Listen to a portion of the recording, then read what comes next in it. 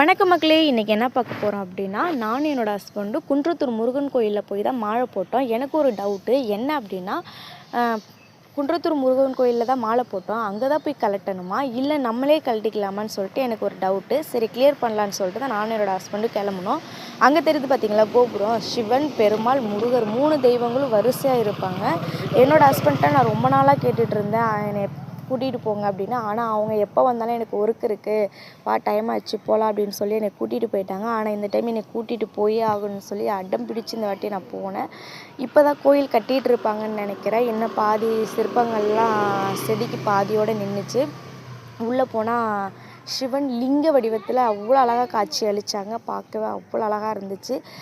அதுக்கப்புறம் கோயிலை விட்டு வெளியில் வந்ததுக்கப்புறம் பார்த்திங்கன்னா 108 சிற்பங்கள் இருந்துச்சு.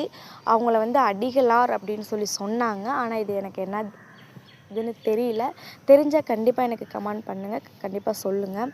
அதுக்கப்புறம் அவங்கள வணங்கிட்டு வந்தால் சிவன் நடராஜரோட வடிவத்தில் ஸ்கல் சிற்பத்தால் செதுக்கி அவ்வளோ அழகாக இருந்தார் பார்க்கவே. பக்கத்துலேயே நாக தேவதைகளும் இருந்தாங்க. அதுக்கு பக்கத்துலேயே பார்த்திங்கன்னா 9 நவக்கிரக தேவதைகளும் இருந்தாங்க. எப்போதுமே அவங்கள போனால் ஒரு 9 சுற்றிடுவேன். அதே மாதிரி எப்போதும் போல் 9 சுற்றிட்டு வெளியில் கிளம்பியாச்சு. பக்கத்துலேயே பார்த்திங்கன்னா பெருமாள் கோயில் இருக்குது. அங்கே போகலாம் அப்படின்னு நினச்சி நானும் என்னோடய ஹஸ்பண்டும் போனோம். ஆனால் அங்கே போய் பார்த்தா கோயில் திறப்பு மூடி இருந்துச்சு. என்னன்னு தெரியல. வெளியில் நின்றுட்டு சாமியை கும்பிட்டுட்டு கிளம்பிட்டோம். அங்கே தெரிஞ்சு பார்த்திங்களா கோபுரம், அங்கே தான் முருகர் இருக்கார். அவரை பார்க்க தான் போகிறோம்.